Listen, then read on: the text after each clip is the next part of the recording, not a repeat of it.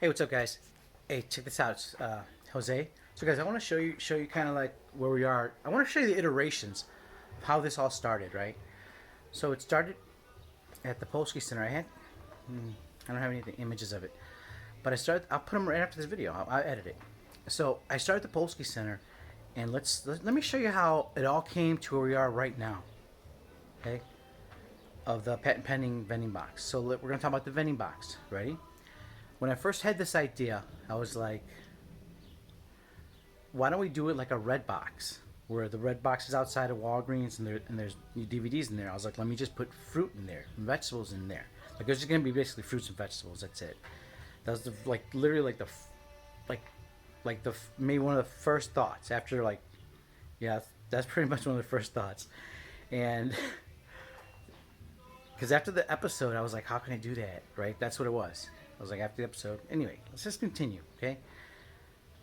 So after the Netflix, I was like, okay, it's too small. That was my first. It's too small. Can't have enough fruits. And then I'm like, what if we make it bigger? And I was like, yes, let's make it bigger. And you know how they got the UPS, Amazon things out, lockers outside? I was gonna just like that.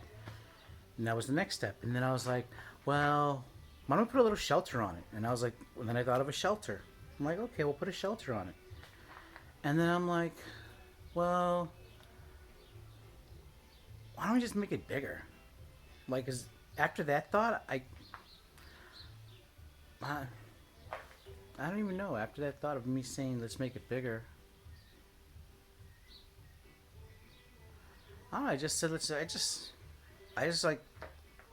kind of like, it just popped in my head or something. And I was like, let's make it bigger. Hold on. What happened? Let me try and figure this out. Okay. So after the red box, I said I want to make it bigger. Put it something, and I said let's enclose it. That's what it was. I said let's enclose it like a store. Let's put the vending box in the store because I want it to be protected, right? And I put the enclosure, and then I'm like, let me just make it into a box. And I'm like, yeah, we'll make it into a store. And then I started reaching out to vending companies. I said, hey, because no, I didn't reach out to vending companies. After that's kind of what I had pitched, and that's where I pitched it to Polsky Center. So all that happened before I got to the Polsky Center. I said, let's just make it into a store with a vending box, right? And then I said, I'll just put a lot of vending boxes, vending cubes, like the Amazon stores, like the Amazon boxes like that. Just put them all throughout the store. That was what I gained a Polsky Center with, and that's the first thought. And from the time I heard 60 Minutes to that thought, and then when I was at Polsky Center, then I spoke it. I said, hey, what about this? And they're like, yeah, that sounds. Then it started gaining traction. Started talking to others and others, and I just built and built and built, and then when I was I was still at the Polsky Center. I was like, you know what? Let me just because I was gonna. Then I jumped into Operation Hope. No. I was after. Then I'm like, let me just make a little. I think it was during Yeah, I was in Operation Hope already. I had gotten to Operation Hope, and I was like, let me make a little section of my vision, like the Amazon, or the UPS things. I was like, let me just make a little template of it, and I did this. So here it is. This is the first thing. So this is the cube. This would be one of the cubes, and each cube would have its own cashless sensor. I mean, like tapper, like beep, and you pay for it. And this is the phone. This is the video screen, where we would have augmented application attached to it, and anything else, advertisement, recipes, all that stuff that interacts with the consumer. And so I made this on the CNC machine, a really big, like professional grade, big industrial sized CNC machine, and I got to learn at at the Polsky Center. So this is the first thing that from the concept of me talking to the mentors to where we're currently at. So it developed from the Amazon locker system to this, to one piece, to one little box. And I guess what kind of happened was, well, let's dig into that a little bit, because how it kind of happened was, like, I had the box, right, and I just wanted to show a sample section of what, because it was going to be like built. I had in my head, I had built it all one unit, with just this added next to the actual door that you open, and you get your product. Like, if this was your product in here, you would pay, and then you just open. The door would open. There would be a door here, and you pull it out. So I just did get a section of it, and then I was like, I went to the Operation Hope in Inglewood, and I said, here's my idea, guys.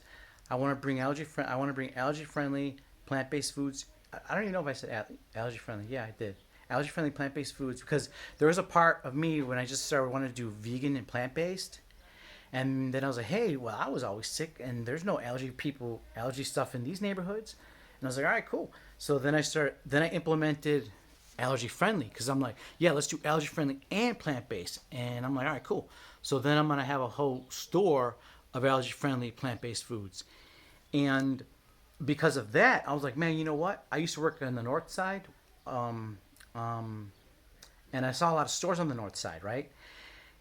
And there were a lot of boutique stores, like in Lincoln Park and stuff like that, and little grocery stores that are throughout the city, you know. There's a few, like if you go to Wicker Park, there's a lot of little boutique stores there. So I was like, I'll make mine a allergy-friendly plant-based boutique shop in the neighborhood. And so that's kind of like what I thought. I was like, yeah, let's do that. But let's get back to the box. Okay, we kind of trailed off. That's what I want to be. That's what we want to do. So let's go back to this. So from this, I was like, I had went to Operation Hope, right? And then I started meeting, and then from Operation Hope, I'm like, okay, let me go talk to a shipping container guy, because I wanted to make the stores out of shipping containers, because in Chicago we got tons of shipping containers, tons. So we actually have the largest train terminal in Bedford Park, right next city next door. So guys, I was getting tired. Oof. So then from there, I was like,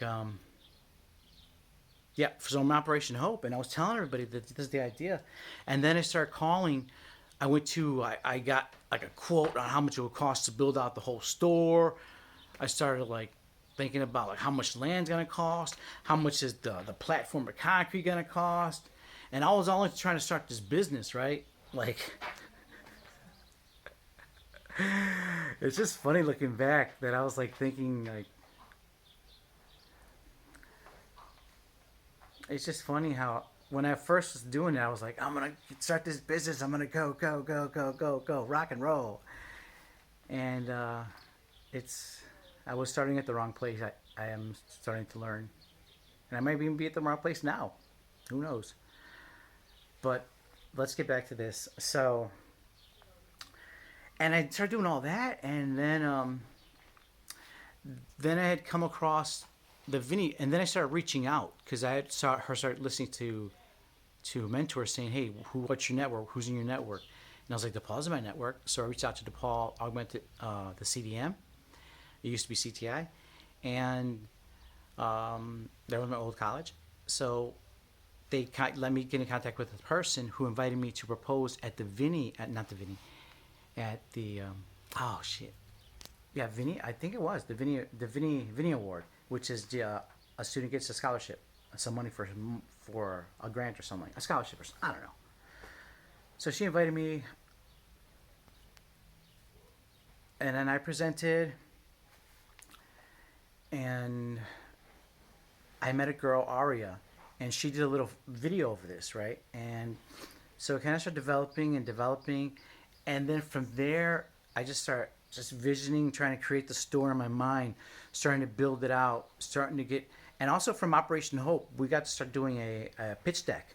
So that was really cool. So I actually had a jump start on that, which is pretty dope. And I just making edits from like when I left Operation Hope, which was January 2000, 1 year ago. 2000, no, now it's gonna be 15, 17 months ago. Yeah. Whew.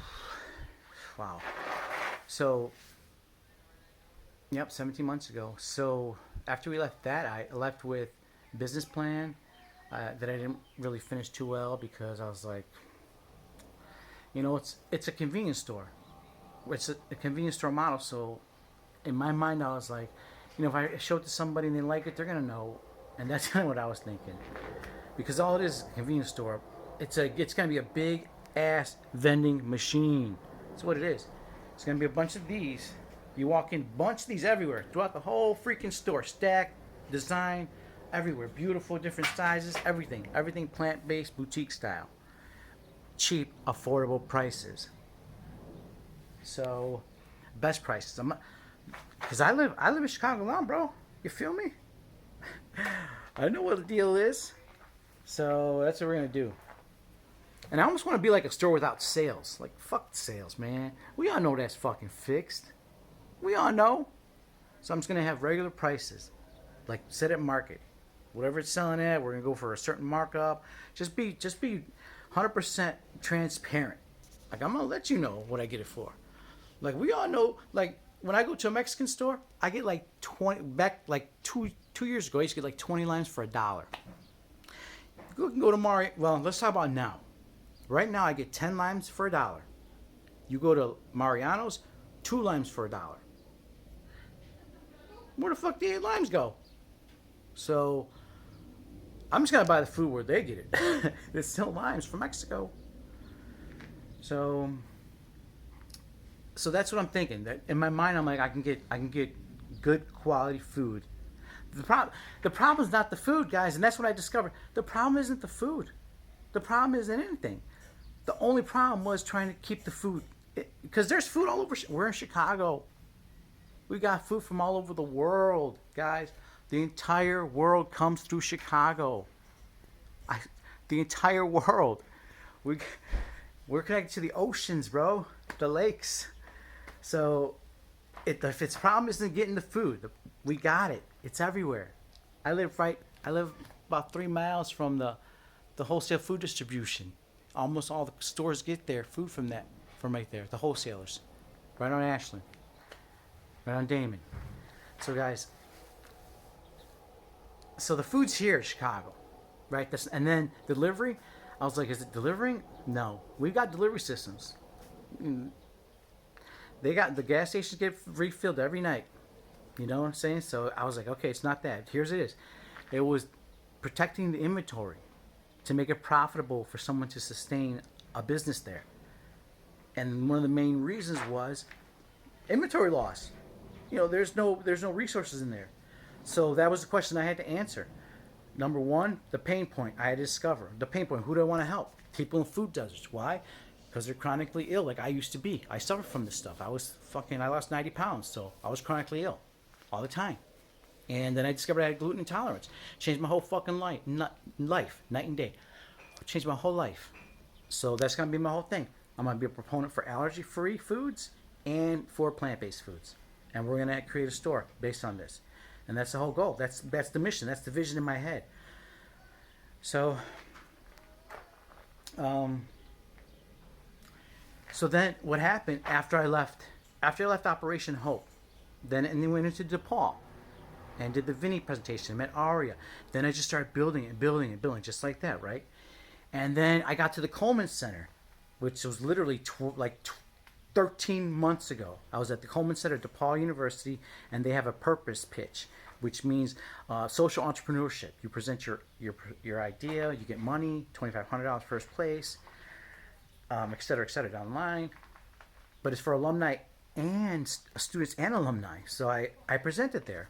And that was kind of like my second time presenting. Operation Hope was the first one I presented to the class. I said, this is what I want to do. I can pass out some stuff, some papers. Maybe I'll show some video of it here. And I said, hey guys, this is the idea. This is what I'm thinking. And then I went to Coleman Center. And then it was like I presented to the people that were going to let me know if I want to be invited in. So the first one that I presented, Operation Hope, it failed. I had prepared. I was working super hard, and what happened is I was working super hard on the pitch deck, and I guess I didn't let myself time to like absorb it and present it properly. I don't know, but it fucking went terrible. So let's go to Coleman Center. I presented at Coleman Center, and that fucked up too. But on both places, I got feedback. Both places were like, at Operation Hope, they're like, Jose, what's stuff going to cost you? Do you know what things are going to be costing you? So they kind of let me start understanding about costs. What, like rent, utilities, employees, cost. How much? So I took that from there. Then I go to Coleman Center. And one question they was asking me at Coleman Center, they're like, Jose, what makes you different? Wait. They said, Jose, what's your differentiator, Jose? And I'm like, huh? What? I was like, maybe because I'm the one trying to go in there with food, I thought. But that wasn't it. So after that one failed miserably, then I came home on a bike ride home. As soon as I left, I'm like, what the fuck is your differentiator, Jose? And I'm like, man, this is my fucking vending unit, right? Okay, cool. On the whole ride home, it just started popping in my mind. What's my differentiator? What makes me different, right? What makes me different? They got Whole Foods. They got all these. Walgreens. You know what I mean? What's going to make me different? And I'm like, boom. This. And that's the birth of this pending vending box. Whew, guys, if you have been watching this whole time, congratulations. You basically know everything. So, from Coleman Center, well, not everything. We got one more year. Here we go. That was just our first year. So now, shit. This thing just kind of, let's keep going. All right. So, year number 2, I leave Coleman Center. I come home, and I'm like, I got to do that. So I started like visualizing like what's it gonna look like? What do I want it to be? What do I want it to be, right? And then I was like, how am I gonna make how? Because I heard somebody say one of the mentor things that I listened to. They're like, if you can see it in your mind, you can hold it in your hand. I believe it might be Steve Harvey that said that quote that I heard, and I'm like, okay, I gotta see it in my mind. So I started thinking, I'm like, man, how can I see it in my mind? Or I don't know how it went, but anyway, I'm like, I saw a microwave under our stairs, and I'm like, that's what I'm gonna do, because I looked at it and I'm like, it's got a door, and it's got the stuff next to it, the beep beep beep beep, and I'm like, I could put I can put this. That's it, right? It's like a microwave. This is where but it's like this way, because most microwaves open this way. So that was another thing I had to do too. Is I had to decide which way the door opens, and most open up this way because most people are right-handed. So it's anyway, little anecdote. And so I tore apart the freaking microwave, destroyed it, just to try to see if I can make something, right? So here we go. So this was literally the first thing that popped in my mind. I took apart the microwave, and then I turned it upside because one of my first thoughts was possibly having because that one, see, you could put underneath. So I was thinking about different ways of opening the door. I'm still not sure, but I might just have a simple locker like this. Just to keep it basic, just basic as fuck. But so, see, I was like, oh, that looks kind of cool. Oh, check this out too. Let me take this off.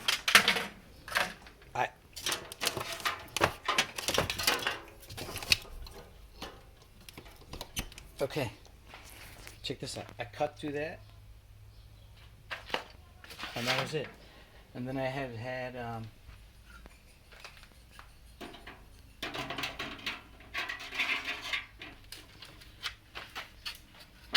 that would be it, like that. See that?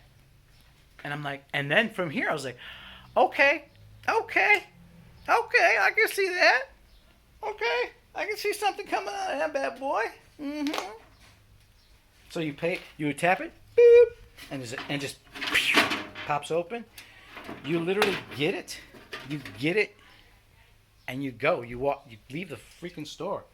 Go home, and then this thing goes to automatic shutdown, sleep mode, conserving energy. So that was it. So now that I see this, now that I can see, kind of like start to build it in my head, right? I can start to visualize it. I can start feeling it. I'm like, okay. So after this, then I jumped into DePaul. I went to DePaul University to start using the computer, start going to the library. Plus, I was looking for 3D stuff, so they had a 3D shop that you can use for the neighborhood. And I got some stuff printed there. And while I was in the library, I just started doing stuff. You know, I had started from here, from somewhere from here, from Coleman Center to here. That's when I decided to go for the patent. I was like, you know what, Jose? If the Coleman Center feedback said, what makes you different? What's your differentiator? Like, why are you different? Why should we invest in you? And if they said that, and from that came this, I'm like, let me get some IP on it. And I had filed for a provisional patent. I have a design patent on a pillow from something I did years ago, and because I went to the library and did that.